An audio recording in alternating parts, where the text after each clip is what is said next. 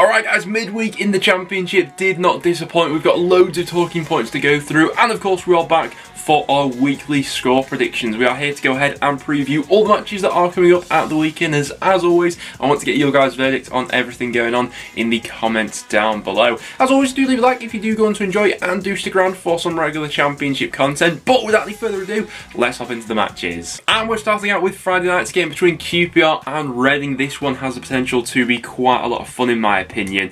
Both teams picking up really good results in midweek. Reading getting that point against Norwich. I thought that it looked like Reading had started that game really quite well. I think they'll have been disappointed in which the manner of the goal they conceded came about from that set piece, but fought their way back into that game with the goal from Jeff Hendrick. Looked like Andy Carroll especially was causing a real nuisance up front as well, and yeah, everything just seems to be clicking for this Reading side at the moment. And talking about clicking, what a result for QPR in midweek. I don't think many teams will leave Bramall Lane with all 3 points, but that's exactly what they managed to do. The link-up play between Ethan Laird and Chris Willock on that right-hand side is just a thing to behold when they're both fully in form and clicking together, and yeah, they managed to hold out for that 1-0 win in the end. I don't think there'll be much in this one. It is third going up against fourth. At times this season, Reading have been a little bit ropey on the road. Away from home, they've not been blessed with a load of goals, but if they can keep things solid at the back as they managed to in midweek, I think maybe I'm edging towards a draw in this one. Score prediction, I'm going to go for a 1-1, but one goal either way certainly wouldn't surprise me there. Next then to St Andrews for Birmingham up against Bristol City. Both teams having some somewhat frustrating games, I think it's fair to say, in midweek. Birmingham obviously lost against Middlesbrough. There were spells of that game where Birmingham looked pretty good, seemed to be a fairly bright start, but disappointing way in which they conceded the goal, a little bit of a sloppy one from a second phase of a corner. And then in the second half there was a little bit of an improvement, and they did have a big chance to go ahead and level it via Scott Hogan, but nothing quite fell for them. It just seemed as if it was a little bit of a tired performance from Birmingham, and so I would expect some changes to go ahead and freshen things up at the weekend up against this Bristol City side. Bristol City, similar sort of frustrations. They did manage to stop the losing run that they had been on up until this point, but ultimately played out a goalless draw themselves with Coventry. There were a handful of chances in that one, but not Bristol City's finest performance. The positive to take is a clean sheet. You know, they've not always been commonplace for Bristol City, but attack-wise, they couldn't quite get into their flow. And I think for this one, I'm fancying another draw. You know, I'm going to go for a 1-1 between these two. Don't see there being much in that one. Next then for Blackburn up against Rotherham. It was a draw for Matt Taylor's first game in charge of Rotherham, and I think it will take us a few game weeks to properly suss out the sort of tactical tweaks that he's making to this Rotherham side and how they will look long-term under him going forward. But they played out a 1-1 draw with Millwall. They obviously took the lead in that game, but from the point Millwall scored, it did look as if the away side were probably the more likely to go on and win that game, but Rotherham, as they have done throughout the season, defended their box well. Going up against the Blackburn side, who did not have their finest performance in midweek, particularly the first half against Cardiff. They looked all over the place. Second half, Cardiff had that bit of quality to go on and win the game. Blackburn were presented with a golden opportunity to get back into it, but Hurst missed a 95th minute penalty, which ultimately meant Cardiff left with all 3 points. What you would say about Blackburn though is they have typically had decent sort of bounce back value this season, and at Ewood Park they have looked fairly good. They've been in good goal scoring form there recently, winning their last 2 matches. Rotherham on the road, they are yet to win, but they have grinded out 3 draws. They do tend to be a little bit more defensively savvy when they do set up on the road, but this is a new Rotherham side now under Matt Taylor. I just think as if Blackburn's attacking quality may see them through this game,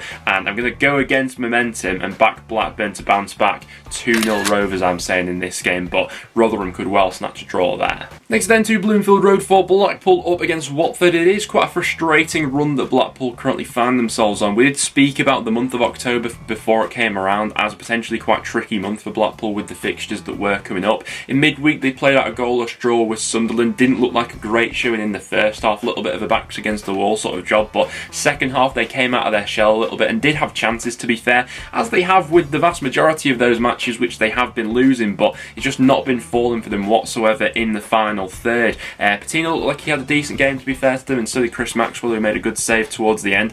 Going up against a very unpredictable Watford side this weekend. Obviously I think we all got maybe a bit too carried away with how good they looked at times against Stoke, because they followed up with a defeat against Swansea. Looked good in the early stages of that game, but ultimately when Swansea put their foot down, and 2 moments of quality. That was the difference between them in that one. And I think we will get a lot of inconsistency regardless of who's in as their manager this season in at Watford. It just seems like that sort of turbulence will follow them throughout the year.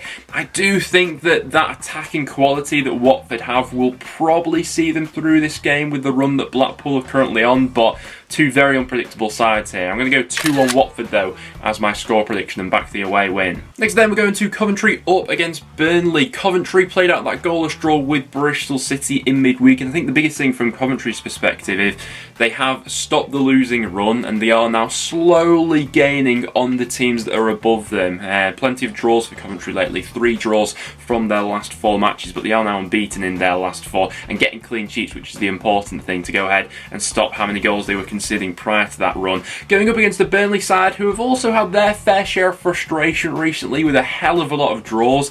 Midweek played out a similar sort of script to the Cardiff game where Burnley created a lot of chances, looking really good, ultimately taking the lead, and then the away side went ahead and pegged them back just before full time with that late equaliser. And I see this game maybe playing out in a similar direction. I think that Coventry have got that defensive solidity back about them in recent matches. I think they will have the capabilities to frustrate Burnley a little bit for this game and maybe snatch a goal with the quality they've got going forward. So score prediction time, I'm going to go for another 1-1 draw for Burnley here. Next up then to the den for Millwall up against Middlesbrough. Middlesbrough finally getting that win under their belt to go ahead and put some distance between themselves and the relegation zone. It wasn't the finest of performances against Birmingham like we previously spoke about, but they got over the line and ultimately in their position that's all that matters at the moment. You know, the performances will no doubt come later, and they're still obviously on the hunt for that permanent next manager. Going up against the Millwall side, who I thought got quite unlucky in midweek, to be honest, and not pick up all 3 points away at Rotherham. They went 1-0 down in that game.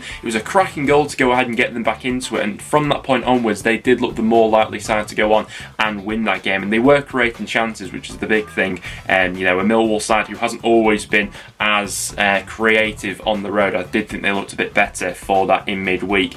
For this one, it is a Middlesbrough side who do currently have the worst away record in the league, joint with Huddersfield. They've only picked up 1 point on the road this far into the season, but have they turned the corner with that Birmingham performance? I think I've been fooled by Middlesbrough one too many times this season with that, so I think I'm more confident in backing Millwall for this one. You know, I thought they got quite unlucky in midweek. Score prediction time, I'm going to go 2-1 Millwall, but will be interesting to see if Middlesbrough can build up some momentum now. Next then to Carrow Road for Norwich up against Preston. It's an interesting one with Norwich at the moment. I don't feel as if since the international break Norwich have quite been at their best in terms of performance levels, but 4 points from Blackpool and Reading isn't the worst return in the world, and obviously will be an interesting one going up against Preston here. Preston, who obviously did get back to winning ways in midweek with a 1-0 win over West Brom. Bit of a topsy-turvy game, to be honest with you. I thought we started out definitely on the front foot for that one, playing with more pace. I thought that Alvaro Fernandez made a massive difference on that left-hand side, and a brilliant assist ultimately for Emil Rees, who got back within the goals. And we did have other chances in that first half. You know, we hit the post, went close on a couple of other occasions with Ali McCann and through Shawnee Maguire as well, but the second half was a complete backs against the wall, park the bus sort of job, and I did think we got away with 1 or 2, to be honest, given some of the chances that West Brom created, but Freddie Woodman has been on top form this season. Now Preston are still yet to concede a goal on the road this season. We have managed to keep things incredibly tight at the back.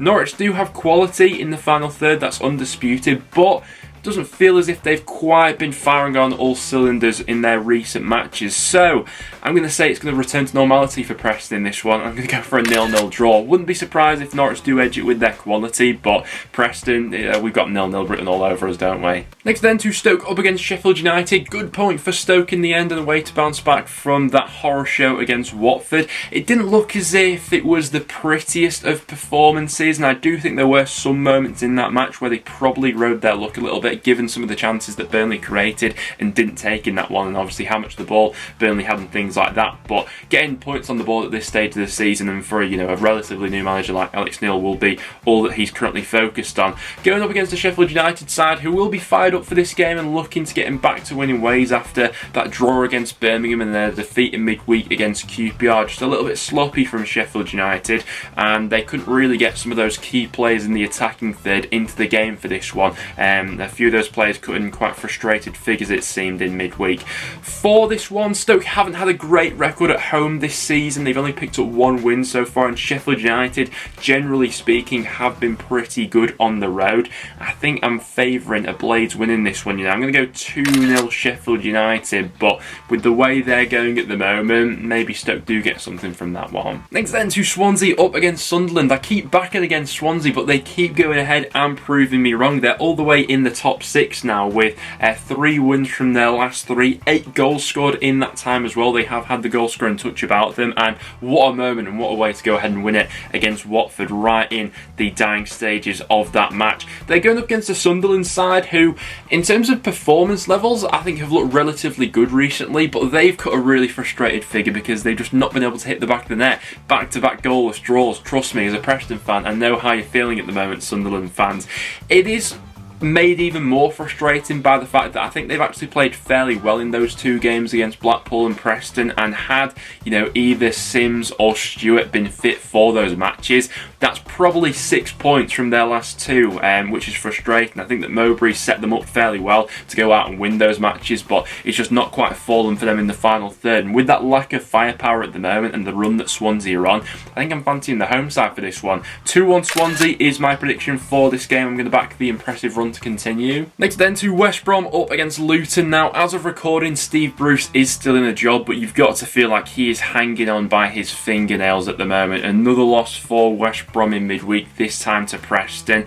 Once again, early goals costing West Brom. Preston the better team for those opening stages. We had that moment of quality through Emile Reece, and we should have had more than one in that first half given the chances we had created. To be fair to West Brom, they looked better in the second half, but I think half of that was because we were happy to sort of just sit off them, let them have the ball. They did craft out a few opportunities, to be fair, but when it's not falling for you, you do end up having those games as frustrating as they did in midweek. They're going up against the Luton side, who had an absolutely bonkers game in midweek. A 3-3 draw with Huddersfield. It was one of those nights for Huddersfield where everything seemed to be hitting the back of the net. The 3 shots they had in that game, all 3 ended up in the back of the net, all from set piece situations as well, which will have been disappointing from a Luton point of view. But in terms of them creating chances, looking good, clicking up through the gears, and in the final third, they could have easily had more than 3 goals in that game, Luton, and did get unlucky, desperately unlucky not to win that game. I think they win this one, to be honest. Score prediction time, I'm going to go 2-1 Luton in this game.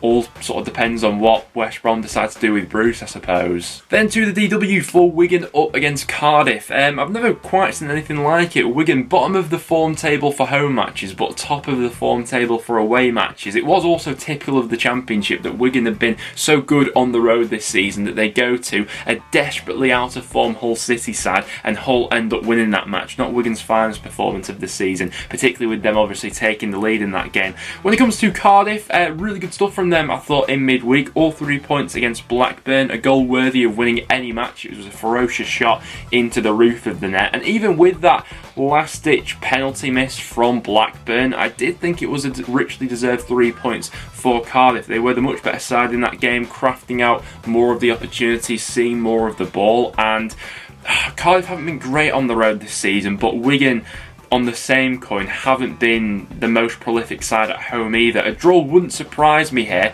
but you know what? I think I may edge towards Cardiff in this one. I'm going to go 1-0 on the road for Cardiff in that game, but I do see it being quite a tight one where 1 goal wins it. And then we'll run things off with Huddersfield going up against Hull on Sunday. Hull finally stopping that losing streak with all 3 points against Wigan, turning that one around as well from going 1 goal behind. Massive in terms of maybe proving to be a little bit of a momentum swinger, and looking at some of their upcoming matches, it is on paper a decent run that Hull have, so maybe the chance to go ahead and build up that little bit of momentum and put that losing streak behind them. Going up against Huddersfield at an interesting point in the season. Midweek was just absolutely absolutely bonkers from their point of view. Defensively, they look like a defensive unit who had never met each other before. They were absolutely all over the place, but 3 goals away at Luton isn't something to be sniffed at. We all know the strengths of this Huddersfield squad really lie in scoring from set-piece situations, and ultimately that's where the goals came from in this game. That was where their strengths lay for their playoff campaign last season, and they are going up against a Hull side who have conceded more goals from set-piece situations than any other Championship side so far this season. So will that Hull result prove to be a springboard for them to move forward, or will it be a little bit of a flash in the pan? I'm still yet to go ahead and predict a Huddersfield win this season on these videos, and I feel like that has to change eventually. So I'm finally going to put my neck on the line. Huddersfield 2-1, I'm going to say, in this game, but Hull could very well walk away with all 3 points here, if I'm being honest. But guys, there we have it. That will wrap it up for today's score prediction video. If you did go on to enjoy, make sure to leave a like, and do get your thoughts in the comments down below. What do you see happening this weekend in the Championship? As always guys, thank you very much for tuning in, and I'll see you all in the next one.